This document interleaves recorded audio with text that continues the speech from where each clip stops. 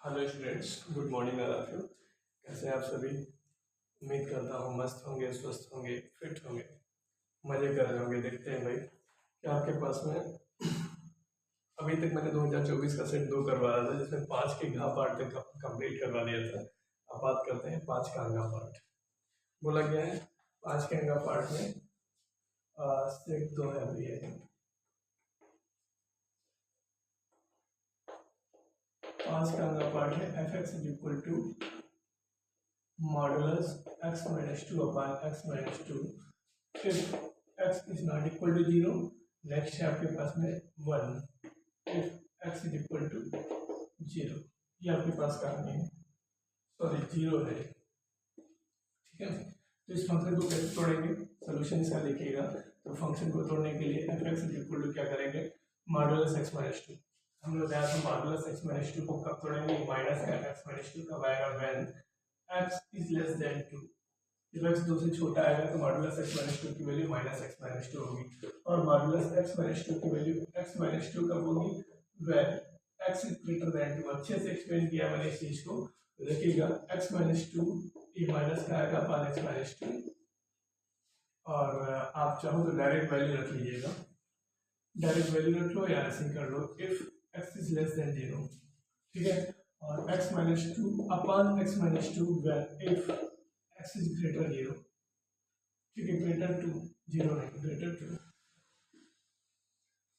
आपके पास में नॉट इक्वल टू दे रखा है, ये कोशिश। ठीक है, तो 0 कब है, if x is equal to 2 है आपके पास में। तो सुनिएगा, इस फंक्शन की नई वैल्यू क्या मिल गई, ये इससे ये पोर्शन घटेगा 1 आएगा, इससे ये पोर्शन घटेगा -1 आएगा। हम इसको सही से लिख लेते हैं। सही से क्या लिखेंगे कि ये जो वैल्यू है आपके पास -1 थी if x is less than 2, और इधर क्या थी 1 if x is greater than 2, और ये 0 कब थी, if x is equal to 2। तो यहाँ से कंटिन्यूटी तो डायरेक्ट पता लगा जा सकती है भाई, LHL पे -1 है, RHL पे 1 है, और फंक्शन पे 0 आ रही है, तो कंटिन्यूअस तो फंक्शन है नहीं। फिर भी आपने एक स्टेप लिख लेते हैं, तो उसमें क्या जाता है। तो LHL स्टेप की बात करेंगे तो LHL स्टेप में क्या है आपके पास में, limit x tends to 2 negative F X. तो डायरेक्ट कर लो, limit x tends to 2 negative, 2 से छोटे पे फंक्शन की वैल्यू क्या है -1, तो अप्लाई लिमिट -1 मिलेगा। RHL में बात करेंगे तो RHL की बात करते हैं, तो limit x tends to 2 positive पे फंक्शन की वैल्यू क्या है आपके पास में 1 है। Limit x tends to 2 positive पे फंक्शन की वैल्यू 1 है, तो ये 1 देगा। Limit x tends to 2 function की वैल्यू क्या है आपके पास में 0 है, तो आपके पास में limit x tends to 2 function की वैल्यू 0 है, तो यहाँ पे 0 आ जाएगा। तो यहाँ से क्या पाते हैं, अतः इस प्रकार जो होगा LHL is not equal to RHL is not equal to function of 2, -1 is not equal to 1 is not equal to 0। अतः x बराबर 2 पर फलन का मान कैसा है भाई, फलन संतत नहीं है, फलन संतत नहीं है। एक कहानी मैंने करवाई थी, और क्या कहानी थी भाई, वी नो दैट, यहाँ पे लिखना वी नो दैट, क्या जानते हैं आप, प्रत्येक अवकलनीय फलन क्या होता है, संतत होता है। प्रत्येक अवकलनीय फलन संतत होता है। तो देखिएगा, लेकिन अगर वो फलन संतत नहीं है तो अवकलनीय भी नहीं होगा। तो यहाँ पे फलन संतत नहीं है, अगर कोई फलन संतत नहीं है तो वो अवकलनीय भी नहीं होगा, अवकलनीय भी नहीं। ठीक है, तो ये फलन संतत नहीं है x बराबर 2 पर, तो आप लिख सकते हैं x बराबर 2 पर फलन अवकलनीय भी नहीं होगा। डायरेक्ट कुछ करना ही नहीं है, प्रूव भी नहीं करना।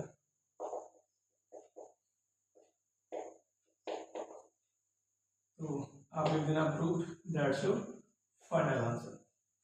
लेकिन प्रत्येक संतत फलन अवकलनीय नहीं होता, ध्यान रखिएगा। प्रत्येक अवकलनीय फलन संतत तो होता है, लेकिन प्रत्येक संतत फलन अवकलनीय नहीं होता। मान लो यहाँ पे संतत आ जाता और आपसे अवकलनीय प्रूव करने के लिए कहता तो आपको प्रूव करना पड़ता। यहाँ से कॉन्सेप्ट के अकॉर्डिंग मैंने डायरेक्ट कर दिया। तो उम्मीद करता हूँ आप लोग समझ में आया होगा। अब बढ़ते हैं नेक्स्ट पार्ट की तरफ। देख लेते हैं, मिनट कैमरा लाइट ऑन कर देता हूँ मैं। नाउ अब देखते हैं 6 का पार्ट।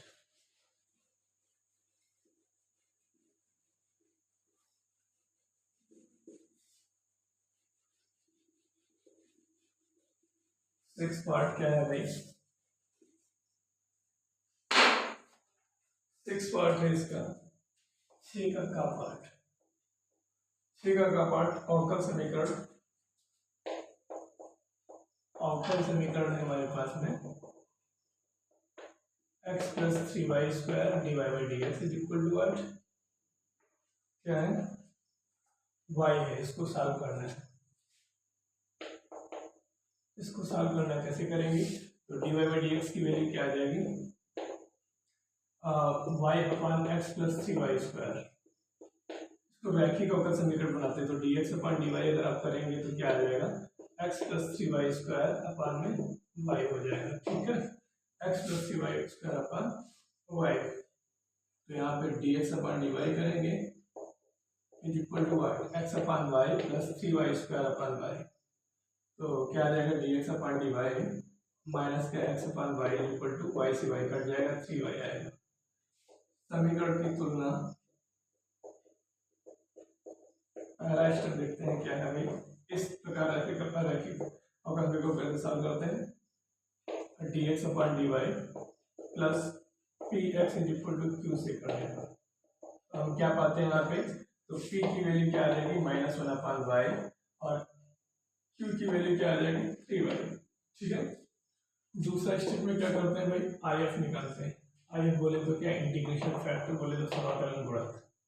समाकलन गुणक ये निकालते हैं हम लोग। कैसे निकालते हैं? e की power integration p into D Y, p into D Y. e की पावर इंटीग्रेशन p कितना है आपके पास? -1 अपॉन y और डी वाई। e की पावर माइनस कर लो, integration D Y upon Y, बोले तो e की पावर माइनस का log y। इसको सॉल्व करेंगे, e की पावर log y की पावर -1 लेंगे। कैसे लेंगे भैया? ये -1 ले लिया आपने, फार्मूला बड़ा सा m की पावर n log m की पावर n क्या होता है? n log m होता है। तो n जो है -1 इधर लिखा हुआ है, तो मैं इस फॉर्मूले में चेंज कर देता हूँ log m की पावर n में, तो log y की पावर -1 हो गया। तो if जो निकलेगा यहाँ से क्या निकलेगा? if निकलेगा e की पावर log और 1 अपॉन y, y की पावर -1 को 1 अपॉन y कर लेते हैं। तो ये if जो निकलेगा वैसे वैसे आपके पास में क्या आएगा? एक फॉर्मूला होता है, फॉर्मूला क्या होता है भाई?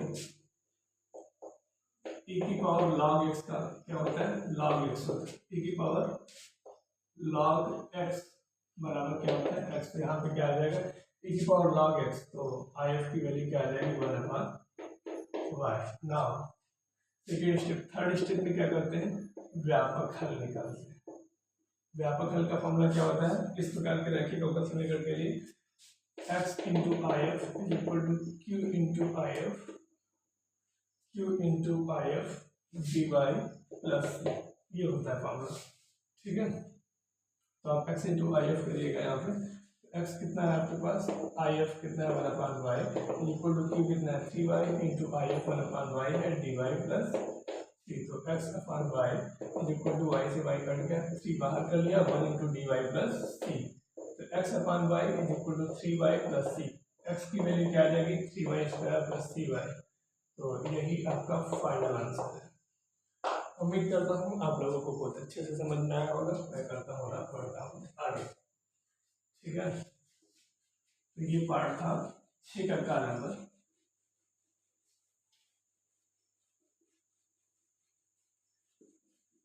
आंसर आप लोग मैच करते रहना। जो मैच नहीं हो रहा है उसमें संशोधन की जरूरत है उस आंसर में। ठीक है। क्योंकि कभी कभी इसमें अनुसार में आंसर दो तीन क्वेश्चन में नहीं मैच करेगा, तो आपको परेशान होने की जरूरत नहीं है। गेटिंग, बढ़ते हैं आगे। 6 का खा नंबर। एक विद्यालय में 500 विद्यार्थी जिनमें से 230 लड़के हैं। यह ज्ञात है कि 20% लड़के कक्षा 12 में पढ़ते हैं। याद रखिए चुना गया विद्यार्थी लड़का है। जो घटित हो गई घटना उसको पहले लिख लो। माना घटित हुई घटना ई है, एस्टिमेट दे रखा है, तो घटित हुई घटना क्या है, ई मान लेते हैं। क्या आपके पास में ई है, तो आप करिएगा। ई की वैल्यू क्या है, याद रखिए चुना गया लड़का, चुना गया बच्चा जो है आपके पास में लड़का है। टोटल कितने हैं, टोटल 500 स्टूडेंट्स हैं, 500 स्टूडेंट्स, ठीक है। टोटल 500 स्टूडेंट्स हैं और उस क्या कहते हैं जो बच्चा जो लड़के हैं आपके पास बॉयज है 500 में बॉयज जो है 230 है, 230 बॉयज है, ठीक है।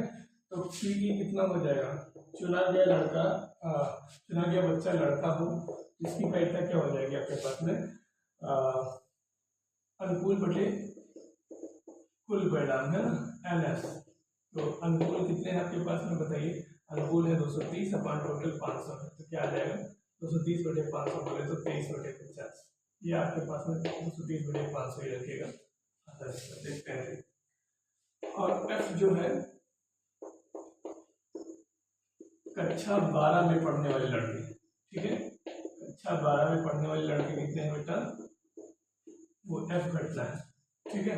कक्षा 12 में पढ़ने वाले, कक्षा 12 में क्या है, बॉयज का 20% पढ़ता है, तो बॉयज कितने 230, इसका 20% पढ़ रहा है बोले तो क्या, ये 0 से 0 हो जाएगा। 46 लड़का पढ़ रहा है टोटल, कितना 46 बॉयज।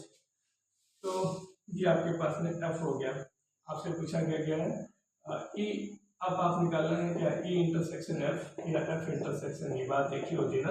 तो ई इंटरसेक्शन F निकालेंगे, तो ई में कितने थे आपके पास में, ई में 230 लड़के थे और F में कितने हैं, F में 46 लड़के हैं। तो 230 और 46 में जो है आपके पास कॉमन पार्ट क्या आ जाएगा, 46 लड़के ही तो आएंगे, 46 को आ जाएंगे, ठीक है। तो आपके पास अगर पी एफ इंटरसेक्शन ई निकाला जाए तो क्या निकलेगा भैया बताइए, तो आपके पास अनुकूल बटे एन एफ इंटरसेक्शन ई अपान में NS। तो एन एफ इंटरसेक्शन ई कितना 46 बटे 500, ठीक है। आप क्या करेंगे, आपसे पूछा क्या गया, घटना घट चुकी है वो कौन सी है, ई है। पूछी क्या गई है, F 12 में पढ़ने वाले लड़कों की प्रायिकता ज्ञात करनी। जो घटना घट चुकी है वो ई है, जो कि आपके पास याद रखिए चुना गया लड़का है, वो घट चुकी है। इसका फॉर्मूला क्या होगा, पी एफ इंटरसेक्शन ई अपान में क्या पीई। तो आपके पास में क्या पीई कितना है आपके पास, पीई मैंने निकाला है 230 बटे 500, पीई इंटरसेक्शन एफ निकाला है वो कितना है 46 बटे 500। तो 500 से 500 बढ़ेगा 46 बटे 230 आगे 23 46 115, 23 पंचे 115, 1 बटे 5, इसको डिवाइड करेंगे 0.2, दैट्स फाइनल आंसर। उम्मीद करता हूँ आप लोगों को समझ में आया होगा। ये थी कहानी आपके पास में। तो स्टूडेंट्स ये था आपके पास 6 का खा नंबर। अब बात करते हैं वही कौन सा 6 का गा पार्ट की।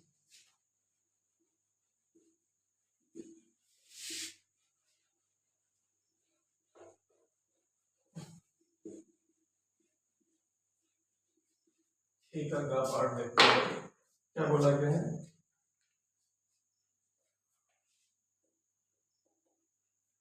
ए की वैल्यू हमारे पास में 111343 है, 334 ये आपके पास में। देन प्रूफ क्या करना है भाई,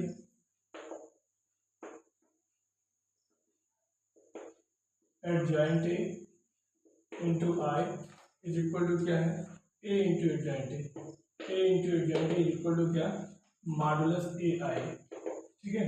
सॉल्यूशन इसका देखते हैं आसानी के साथ। तो पहले आपको क्या करना पड़ेगा, मॉडुलस से निकाल लीजिएगा। तो मॉडुलस से कितना आएगा, 1 प्लस माइनस प्लस होता है 1, तो क्या आएगा 4334, ठीक है, माइनस का 3, इसको सेकेंड कॉलम को बंद किया तो 1 1 3 4 आएगा, प्लस 3 आपके पास में पहली रो, तीसरा कॉलम बंद कर लो 1 1 4 3। क्या किया है मैंने, 1 किस में आ रहा है, पहली रो पहले कॉलम में आ रहा है, तो पहली रो पहले कॉलम को बंद करके जो एलिमेंट मिले वो लिख लिया। फिर -3 तो पहली रो दूसरे कॉलम को बंद कर लिया, जो एलिमेंट मिले वो लिख लिया। और फिर मैंने पहली रो 3 किस में आ रहा था, पहली रो और तीसरे कॉलम में आ रहा था, जो एलिमेंट मिले वो लिख लिया। पहली रो और तीसरे कॉलम को बंद करेंगे 1 1 4 3 आएगा। ठीक है, तो मॉडुलस ए की वैल्यू क्या आएगा आपके पास 1 16 माइनस का 9 -3 और 4 माइनस का 3 आ जाएगा, प्लस 3 3 माइनस 4, ये हो गया आंसर। तो मॉडुलस ए की वैल्यू जो आएगी 7 हो गई, माइनस का 3 इंटू 1 और प्लस 3 इंटू 1 हो जाएगी, माइनस का 1। तो क्या आ जाएगा मॉडुलस ए की वैल्यू आपके पास 7 माइनस 3 बोले तो 1 आएगा, 7 माइनस 6 1 आएगा। ठीक है, अब A11 निकालते हैं सेकंड। सेकंड निकालने के लिए क्या होता है अभी फार्मूला, एक फार्मूला होता है सेकंड निकालने के लिए, क्या AMN का फार्मूला क्या होता है, -1 की पावर m प्लस n, और m जो कैपिटल M होता है इसका mn निकालते हैं। ठीक है, तो जैसे आपके पास A11 निकाला है तो -1 की पावर 1 प्लस 1 और M11 निकालना पड़ेगा, -1 की पावर 2, M11 कितना है, M11 क्या होता है उष्णाणिक। तो पहली रो पहले कॉलम को बंद करने पर क्या मिला आपके पास 4 3 3 4 मिला हमारे पास में। तो तब क्या आ जाएगा, A11 की वैल्यू क्या आएगी, -1 का स्क्वायर क्या आएगा आपके पास में 1 और इधर 16 माइनस 9 बोले तो क्या 7 आएगा। ठीक है, ऐसे ही A12 निकालेंगे तो 1 2, अब इसको चाहो तो रहने दो, चाहो तो प्लस माइनस प्लस के हिसाब से चले जाए, है ना। A12 क्या हो जाएगा, पहली रो दूसरा कॉलम क्या आता है, पहली रो दूसरे कॉलम में माइनस आता है। ठीक है, चाहो तो इसके हिसाब से निकालो, -1 की पावर 1 प्लस 2 तो क्या आ जाएगा, -1 की पावर 3 तो आएगा तो माइनस ही। या एक काम किया करो, रो और कॉलम को जोड़ दो, अगर सम संख्या है तो प्लस रखो, और रो और कॉलम को जोड़ लो तो अगर विषम संख्या है तो माइनस रखो, यहाँ पे माइनस आ जाएगा, 1 2 3 होता है। तो पहली रो दूसरे कॉलम को बंद किया, क्या है 1 1 3 4, -4 -3 क्या आएगा माइनस का 1। A13 की बात करेंगे तो 1 3 4 होता है, प्लस लगाएंगे पहली रो तीसरा कॉलम 1 1 4 3 क्या आएगा 3 -4 बोले तो क्या माइनस का 1 आएगा। 8 2 1 दूसरी रो पहला कॉलम माइनस लगाओ पहले बार, दूसरी रो पहला कॉलम 3 3 3 4, 8 2 1 की वैल्यू क्या आएगी -12 माइनस का 9 क्या माइनस का 3 आएगा। 8 2 2 की वैल्यू माइनस दूसरी रो दूसरा कॉलम क्या आएगा, दूसरा कॉलम 1 1 3 4 1 1 3 4 क्या आएगा 4 -3 बोले तो क्या 1 आएगा। 8 2 3 की बात करेंगे तो दूसरी रो तीसरा कॉलम 1 1 3 3 -1 1 3 3 दूसरी रो तीसरा कॉलम। ठीक है, तो क्या आएगा 3 -3 बोले तो माइनस के साथ 0 है। ठीक है, अब बात करेंगे क्या, अब बात करेंगे हम A31 की, तीसरी रो पहला कॉलम 3 4 3 3 तो क्या आएगा 9 -12 माइनस का 3। A32 माइनस लगा लो पहले, तीसरी रो दूसरा कॉलम 1 1 3 3 3 क्या आएगा माइनस के साथ 0। A33 की बात करेंगे, तीसरी रो तीसरा कॉलम 1 1 3 4 4 -3 क्या आएगा आपके पास 1। तो आपके पास में ये है कॉन्सेप्ट। तो स्टूडेंट्स देखते हैं एडजॉइंट ए कैसे निकालेंगे। तो एडजॉइंट ए का फॉर्मूला क्या होता है, A11 A12 A13 A21 A22 A23 A31 A32 A33 का ट्रांसपोज होता है परिवर्त। जब परिवर्त निकालेंगे तो क्या आएगा आपके पास में A11 A12 सॉरी जो रो होंगे वो कॉलम में बदल जाएंगे A12 A13 A21 A22 A23 A31 A32 A33 ये आपके पास में परिवर्त आ गया। तो जॉइंट ए की वैल्यू जो यहाँ से निकलेगी तो क्या निकलेगी बताइएगा। A11 कितना है 7 -1 और A12 -1 है, A13 है माइनस का 1, A21 कितना है आपके पास में माइनस का 3 और A22 0 है सॉरी 1 है और A23 0 है। इधर क्या है -3 0 1, ये आपके पास एक जॉइंट आया। अब मैं इस पोर्शन को कर देता हूँ रफ। अब निकालता हूँ क्या, according to question, according to question, according to question क्या बोल रहा है भाई, आप a into L H S निकालिएगा। तो एल एच एस क्या है, a into adjoint, a into adjoint, a की वैल्यू क्या है आपके पास 1 1 1 3 4 3 3 3 4, और एडजॉइंट की वैल्यू क्या 7 -1 -1 -3 1 0 -3 0 1। सॉल्व करेंगे भाई, तो रो इंटू कॉलम, चलिए 1 इंटू 7 प्लस 3 इंटू माइनस का 1 प्लस 3 इंटू -1। आगे बढ़ेंगे 1 into -3 plus 3 into 1 plus 3 into 0। आगे बढ़ेंगे 1 into -3 plus 3 into 0 plus 3 into 1। आगे बात करेंगे 1 into 7 -4 into plus 4 into -1 plus 3 into -1। आगे बात करेंगे 1 into -3 plus 4 into 1 plus 3 into 0। Multiplication तो आप लोगों को आती होगी, 1 into -3 plus 4 into 0 plus 3 into 1। आगे बात करेंगे एक स्टेप की, 1 into 7 -3 into 1 -3 into -1 plus 3 into -1। 4 into -1 इधर क्या आएगा, 1 into -3 plus 3 into 1 plus 4 into 0।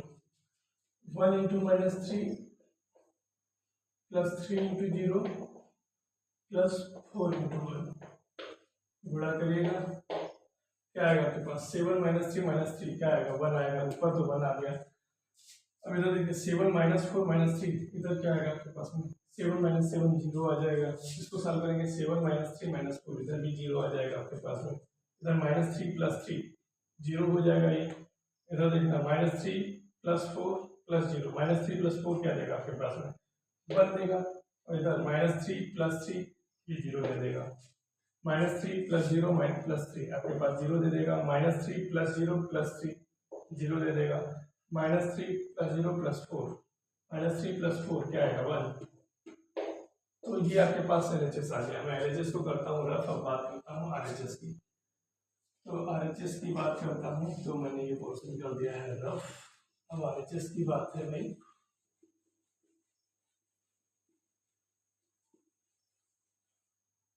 RHS देखना क्या है हमारे पास में, मॉडुलस ए इंटू आई।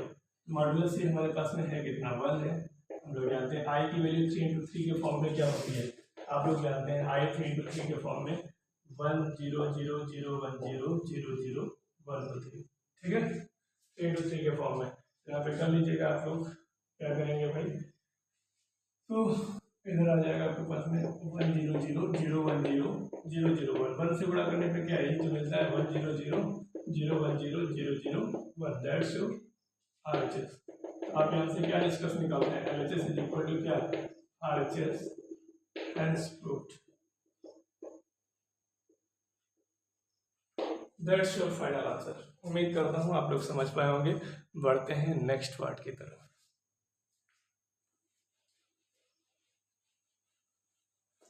ठीक है, पार्ट भी कंप्लीट हुआ। अब बात करेंगे ठीक ही घा पार्ट की तरफ।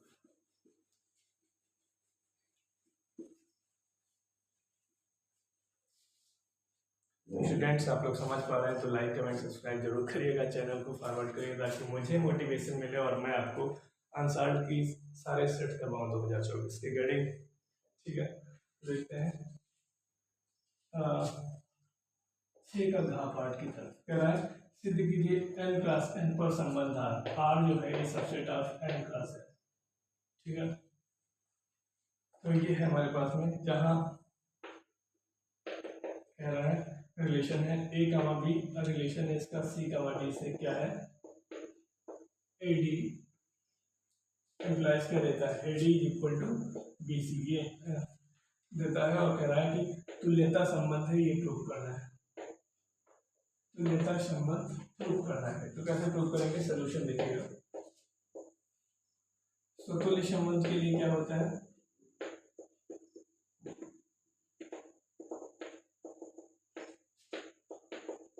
यदि एक लाख से छोटे हैं देन क्या होता था, A comma A belongs to relation से करता था। तो देखिएगा दो एलिमेंट, तो यहाँ पे यही कहानी हो जाएगी according to question. According to question आपके पास में क्या है भाई, ए कामा बी रिलेशन, इसका स्वयं से रिलेशन होना चाहिए, जैसे स्वयं से इसका रिलेशन है, ठीक है, तो उसमें होता है स्वतः संबंध में, तो इसका स्वयं से रिलेशन क्या है, ए कामा बी से करिए तो कई चीज़ें बराबर आ जाती है, तो परफेक्ट है। तो गुणा करिए A B is equal to B A, तो सही बात है, A B is equal to B A होता भी है, तो आप लिख सकते हैं कि अतः संबंध A comma B relation C comma D implies A D is equal to B C, तो तुल्य संबंध है, तो तुल्य संबंध है। सेकेंड स्टेप में बात करेंगे, सेकेंड स्टेप की बात करता है सममित संबंध के लिए। सममित संबंध के लिए आपने फॉर्मूला क्या पढ़ा था, फॉर्मूला आप पहले लिख लीजिएगा, यदि A comma B belongs to relation R है हमारे पास में, then B comma A belongs to relation R prove करना होता था, तभी आपका क्या है, तभी आपका क्या होता था, सममित संबंध होता था। तो अकॉर्डिंग टू क्वेश्चन क्या आपके पास सममित संबंध के लिए, according to question A comma B का रिलेशन किससे है, सी कामा डी से, तो ये क्या देता है, एम्प्लाइज क्या करता है भाई, ये करता है A D is equal to B C. Then आपके पास क्या होना चाहिए, सी कामा डी का रिलेशन ए कामा बी से होना चाहिए, तो इसका प्रूफ निकालेंगे तो C B is equal to क्या, डी ए। देखिए अगर मैंने स्टेप दे रखा है तो सी बी को क्या लिखते हैं, बी सी, डी को ए डी लिख सकते हैं। तो देखिए ये स्टेटमेंट और ये स्टेटमेंट दोनों इक्वल है, तो यहाँ से आप क्या एम्प्लाइज करते हैं, यहाँ से इस प्रकार हम कह सकते हैं, हम कह सकते हैं कि संबंध A comma B relation C comma D एक सममित संबंध है। नाउ नाउ नाउ नाउ संक्रामक के लिए देखते हैं, मैं इस पोर्शन को कर दे रहा हूँ, संक्रामक की स्टेप की बात करते हैं। तो संक्रामक के लिए क्या है गुरु जी, ध्यान दीजिएगा।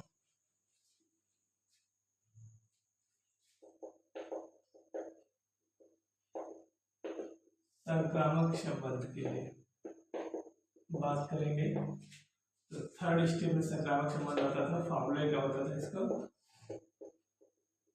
यदि A comma B belongs to R है तथा B comma C belongs to R है, देन आपके पास A comma C belongs to R होना ही चाहिए according to question. According to question देखते हैं भाई क्या है, अकॉर्डिंग टू क्वेश्चन क्या बोला गया है, ए कामा बी रिलेशन है इसका सी कामा डी से, क्या दे रहा है, एम्प्लाइज क्या कर रहा है, A D is equal to B C, A D is equal to B C implies कर रहा है, तथा बी कामा सी रिलेशन जो है आपके पास में ए comma B C comma D है, तो सी कामा डी का जो रिलेशन है आपके पास में वो ई एफ से बिलोंग करे, तो क्या देगा, ये क्या अप्लाई करेगा, D F is equal to आपके पास में सी ई आ जाएगा, D F is equal to C E. तो ये इक्वेशन फर्स्ट मान लो और ये इक्वेशन सेकंड मान लो। अब बात करते हैं देन प्रूव क्या करना होता था, देन प्रूव दैट संक्रामक के लिए ए कामा सी करना होता था। तो यहाँ से देखिए ये ए है, ये बी है और ये सी है, ठीक है, ए बी सुनो ये ए और ये बी और ये सी, ठीक है, ए बी और सी। देन प्रूव दैट क्या करना होता था भैया, ए कामा सी को प्रूव करना होता था, A comma C belongs to R. Then prove that क्या करना पड़ेगा, ए कामा बी और रिलेशन किससे होना चाहिए, ई कामा एफ से। क्या इसे क्या प्रूव करना है, ए क्या इम्प्लाइज करिए, इम्प्लाइज क्या करे, A F is equal to B E. ना देखिएगा कैसे क्या करते हैं इसको, इस पोर्शन को मैं रफ कर दे रहा हूँ, संक्रामक प्रूव करते हैं। तो ये step A F is equal to B E prove करना है, कैसे प्रूव करेंगे यहाँ से देखिए, समीकरण फर्स्ट और सेकंड की आपस में बड़ा करना है, समीकरण फर्स्ट और सेकंड कि गुणा करने पर, गुणा करिए भाई तो क्या मिलेगा आपके पास में एडी, एडी और ये आपके पास में क्या है डीएफ है भैया, ये डीएफ है ना एडी। और एक मिनट तो स्टूडेंट्स देखते हैं हमारे पास में क्या है, A comma B relation C comma D से, ध्यान दीजिएगा। तो इसके लिए क्या संबंध आया था एडी बराबर बीसी, तो मैंने यहाँ पे थोड़ी सी मिस्टेक कर दिया था, ध्यान दीजिएगा, मैंने संशोधन किया एडी बराबर बीसी तथा सी comma D relation E comma F से क्या हो जाएगा सी एफ, इसकी गुणा इसमें होगी जैसे इसकी गुणा इसमें होती थी बीसी होती थी, तो डी सी एफ बराबर क्या हो जाएगा D. Prove that A comma B relation E comma F, क्या आपको प्रूव करना पड़ेगा ए एफ बराबर बी ई प्रूव करना है। आपके पास में क्वेश्चन कौन सी होगी जो भी डालो थर्ड। समीकरण फर्स्ट और सेकंड की आपस में गुणा किया मैंने, एडी इंटू सी एफ कर लिया, AD into C F is equal to B C into D, तो क्या आ जाएगा A F into C D, और आपके पास में क्या हो जाएगा सी डी से सी डी कट जाएगा, A F is equal to क्या आ जाएगा B E, that's your final answer. तो देखिएगा ये प्रूव हो गया, प्रूव। अतः हम कह सकते हैं कि ए कामा बी रिलेशन किसका सी कामा डी के साथ है, A comma B relation C comma D implies what A D is equal to B C, एक तुल्यता संबंध है, एक तुल्यता संबंध है। तो यहाँ देखिएगा तुल्यता संबंध कैसे आया भाई, समतुल्य भी आया हमारे पास में, और ये क्या आया संक्रामक भी आया, सममित भी आया, ये तीनों कॉन्सेप्ट है, समतुल्य भी है सममित और संक्रामक तीनों कॉन्सेप्ट है, आपने देखा भी, तो उम्मीद है आप लोग कैप्चर कर पाए होंगे। देखिए संक्रामक में क्या करते हैं ए कामा बी बी कामा सी, तो ए कामा सी प्रूव करना होता है, तो इसमें क्या है ये ए है और ये बी है और ये सी है, तो वही अकॉर्डिंग ए comma B relation C comma D से देखा है, डी बराबर बी सी आ गया, सी comma D relation A comma F से सी एफ बराबर डी ई आया। प्रूव करना था A comma C, A comma B A comma B है और सी आपके पास सी कामा एफ है, A comma B relation A comma F F बराबर बी ई प्रूव करना है। समीकरण फर्स्ट और सेकंड की आपस में गुणा करवा दिया और ए एफ को पास में ले लिया, सी डी इधर है, बी सी इंटू डी है तो बी ई को पास ले लिया, सी डी से सी डी कट जाएगा, ए एफ बराबर B, that's final answer, prove हो गया भाई। अच्छा क्वेश्चन था, उम्मीद करता हूँ आप लोग कैप्चर कर पाएंगे। ठीक है, बढ़ते हैं नेक्स्ट पार्ट की तरफ जो कि हमारे पास में 6 का अंगा पार्ट है। 6 का अंगा पार्ट देखते हैं भाई, कह रहा है आर वेक्टर की वैल्यू हमारे पास में I cap plus 2j cap minus 4k cap plus lambda 2i cap plus 3j cap plus 6k cap. R vector की वैल्यू सेकेंड में है आपके पास 3i cap plus 3j cap minus का 5k कैप और प्लस न्यू है हमारे पास में 2i cap plus 3j cap plus 6k cap. ये है क्वेश्चन फर्स्ट और ये सेकेंड। तो यहाँ से हम देख रहे हैं कि g1 वेक्टर और v2 वेक्टर आपस में इक्वल है, तो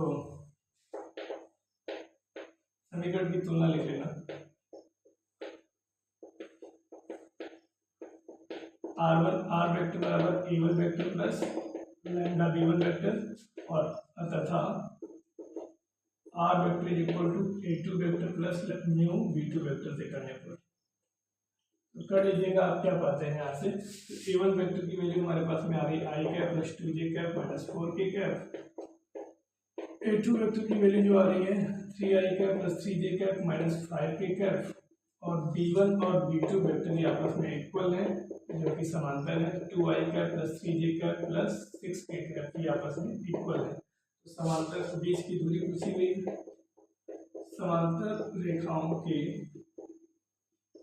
मध्य दूरी, फॉर्मूला बदल जाएगा अगर b1 और b2 आपस में बराबर है, क्या b vector cross a2 minus a1 vector upon modulus b vector का होल मार्ट।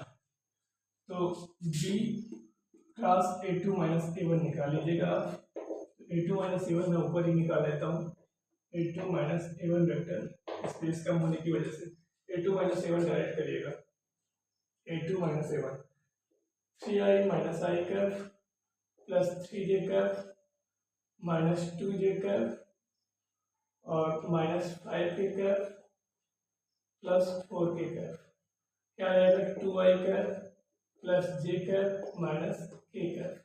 ये आपके पास में क्या है A2 माइनस A1, ठीक है। तो यहाँ पे रखेंगे, अब बी वेक्टर की वैल्यू क्या है 2i plus 3j plus 6k cap, cross में आपके पास A2 माइनस A1 क्या है 2i cap plus j cap minus k cap, i cap j cap k cap की गुणा करेंगे कहाँ से 2 3 6 2 1 माइनस 1, तो i कैप की वैल्यू क्या आ जाएगी minus 3 minus 6 minus j cap plus minus plus चलता है माइनस j कैप आपके पास में तो क्या आएगा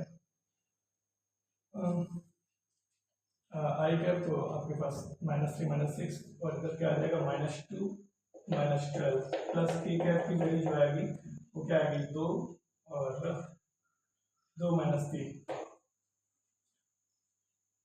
ठीक है 2 minus 6 minus j cap minus 2 minus 12, ठीक है। तो आई कैप की वैल्यू क्या आ जाएगी माइनस का 9 आई कैप माइनस का 9 आई कैप प्लस का 14 j कैप माइनस का 4k कैप, ये आपके पास आ गया। डी वेक्टर की वैल्यू जो आएगी आपके पास में, ये आपके पास क्या है D vector class A2 minus A1, तो minus 9i cap plus 14j cap minus 4k cap upon में मॉडुलस बी वेक्टर कितना आएगा, बी वेक्टर कितना आपके पास में ये बी वेक्टर ही है, b1 और b2 आपस में बराबर है तो ये बी वेक्टर ही है। तो मॉडुलस बी वेक्टर अगर मैं निकालूँ यहाँ से तो इसका क्या आ जाएगा रूट में 2 का स्क्वायर प्लस 3 का स्क्वायर प्लस 6 का स्क्वायर बोले तो क्या 36, क्या आएगा 4 प्लस 9 और प्लस 36, क्या आएगा आपके पास में 49, तो 49 बोले तो 7 आएगा, एक ही में 36 कर दिया तो मॉडुलस 7 आ जाएगा।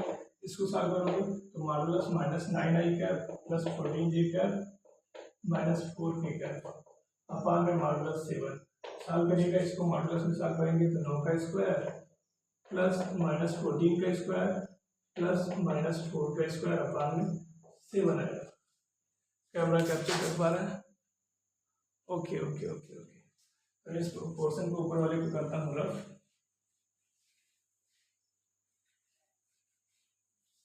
डी की वैल्यू क्या आ जाएगी आपके पास में 81 प्लस 196 प्लस 16 अपान में 7, ऐड करिए 81 196 कितना होता है 6 7 9 17 और 277 और 16 कितना होता है 6 7 13 7 1 8 9 और 293, क्या आएगा 293/7 यूनिट।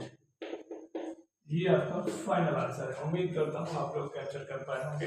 तो समांतर रेखाओं के बीच की दूरी क्या होती है D is equal to B vector cross A2 minus A1 upon modulus B vector.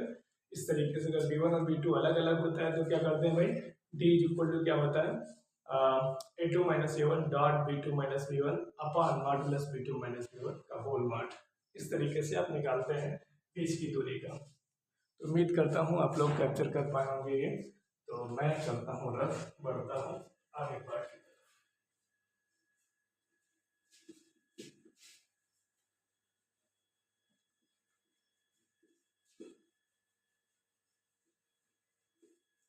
तो वीडियो हुआ है 38 मिनट का।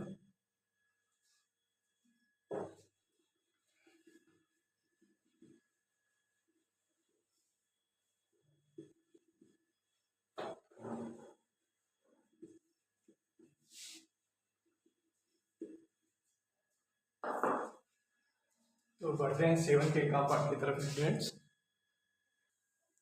तो स्टूडेंट 7 का पार्ट है -x + 3y - 2z = 3, 3x + 2y + 3z = 5, -2x + y + z = -4।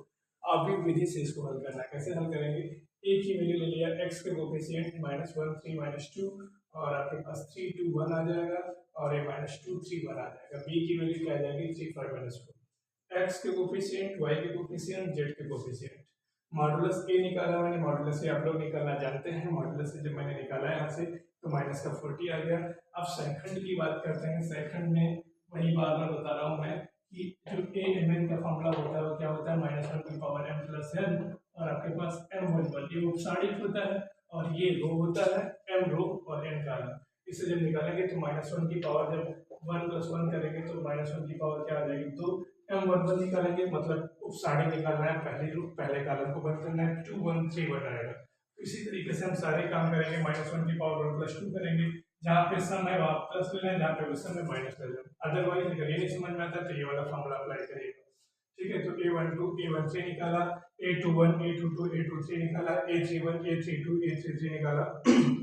तो मिला मुझे एडजॉइंट का फॉर्मूला क्या होता है, a11 a12 a13 a21 a22 a23 a31 a32 a33 का ट्रांसपोज। तो जब मैंने निकाला तो ट्रांसपोज जब निकालते हैं, स्टूडेंट्स लाइट की वजह से प्रॉब्लम है, तो जब ट्रांसपोज निकालेंगे भाई इसका, तो ट्रांसपोज क्या आ जाएगा, तो स्टूडेंट्स लाइट की वजह से प्रॉब्लम है, मिलते हैं नेक्स्ट क्लास में, तब तक के लिए take care, wish you all the best, thank you.